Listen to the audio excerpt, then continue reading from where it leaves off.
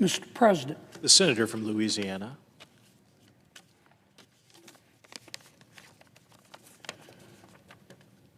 Well, Mr. President, it looks like we're going to have a shutdown. What does that tell us? I'll tell you what it tells me. It's simply that much more evidence that human evolution is a slow process. I thought humans had advanced more as a species, but apparently we haven't. What do I mean by a shutdown? Well, we can't keep government open without a budget. And tonight at midnight, our current budget expires unless we vote to maintain the status quo and continue the current budget as we negotiate a new one. Many of my Democratic friends say, well, what's the problem? The Republicans are in charge. The president's a Republican, and the Republicans have a majority in the Senate, and the Republicans have a majority in the House. What's the problem? They know what the problem is. We can't pass a budget. We can't keep government open just with Republican votes here in the Senate. We only have 53 Republicans. We need 7 Democrats to join with us. So for my Democratic colleagues to say, well, the Republicans are in charge and they don't need us, they know that's not accurate. And that's what's going on.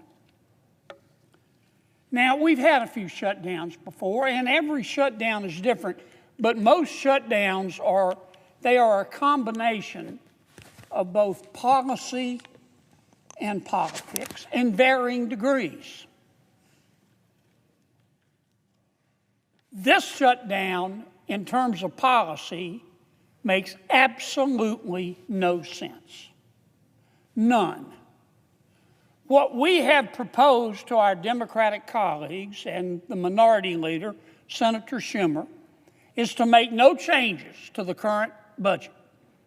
We just want to continue the current budget and keep government open until just before Thanksgiving to give us more time to negotiate a permanent budget. We did that many times when President Biden was president and when the Democrats had the majority. In fact, we did it 13 times. Not only have Republicans done it, but Democrats have routinely done it.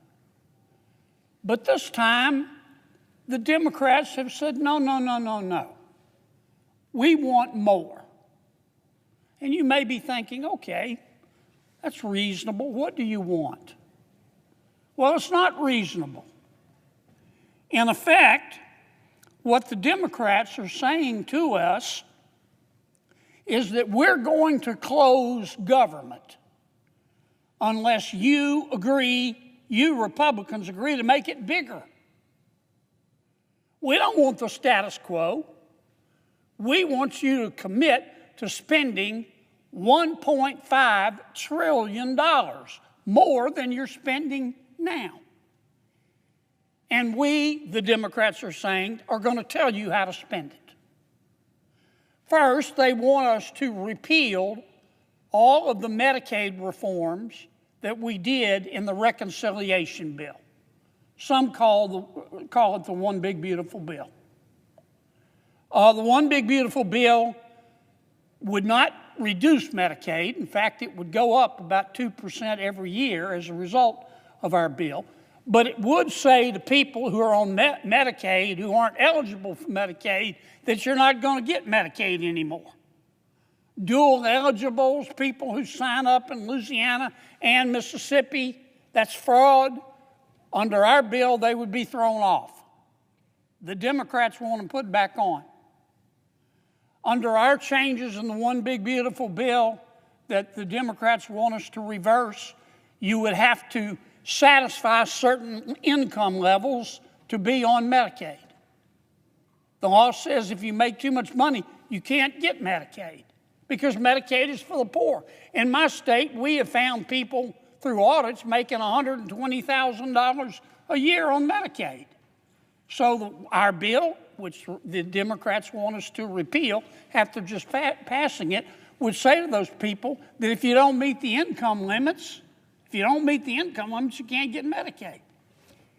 So that's the first demand of the Democrats. Take out all the reforms that we made to Medicaid in the reconciliation bill and throw them out the window.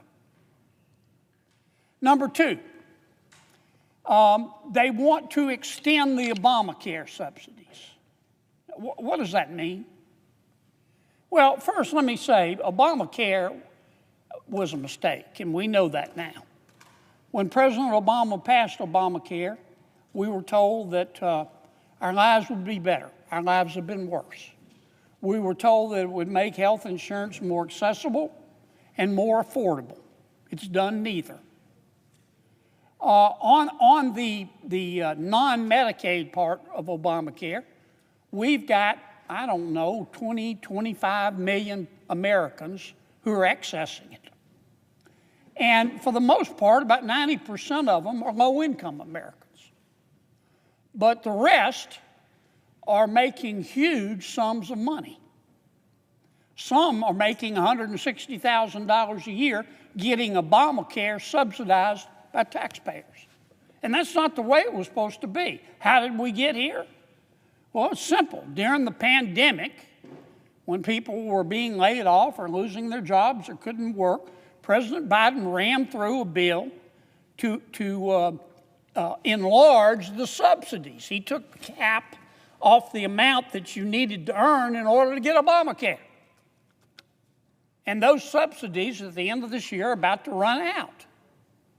Now, the Republicans have said, we'll sit down with our Democratic friends and talk about how to extend them, but we want to reform the program because it's not right that people making $125,000, $150,000, $250,000, $200,000 a year are getting their health insurance subsidized by the federal government. That's bone deep down to the marrow stupid. But the Democrats, Senator Schumer and his colleagues, have said, nope, we will shut government down unless you agree automatically to extend these subsidies, which were passed during the pandemic, after the pandemic is over, permanently. And that's just some of my colleagues' demands. I mean, you need an Excel spreadsheet to be able to follow their demands. Their demands to keep government open, you stack them here, you could stand on them and paint the ceiling. And that's not much of an exaggeration. And when Senator Schumer announced these demands, that's when I knew. I knew it in a nanosecond. We're going to have a shutdown. Because my colleagues, my Democratic colleagues, are very smart people. And Senator Schumer is a smart person.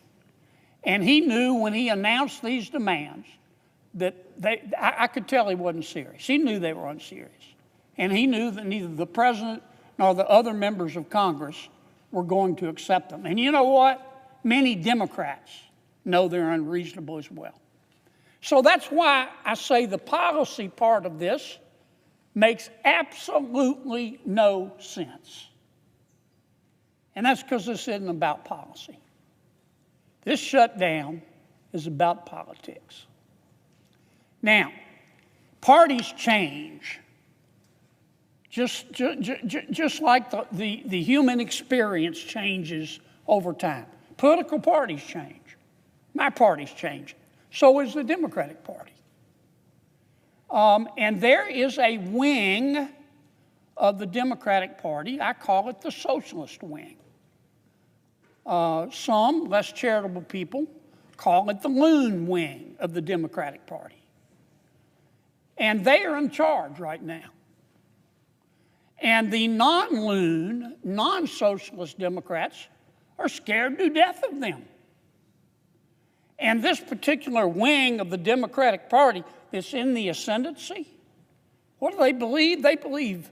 They try to out-weird each other all the time.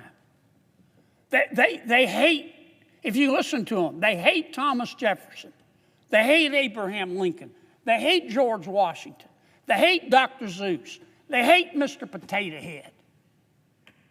They think our kids should be able to change genders back and forth at recess. Kids.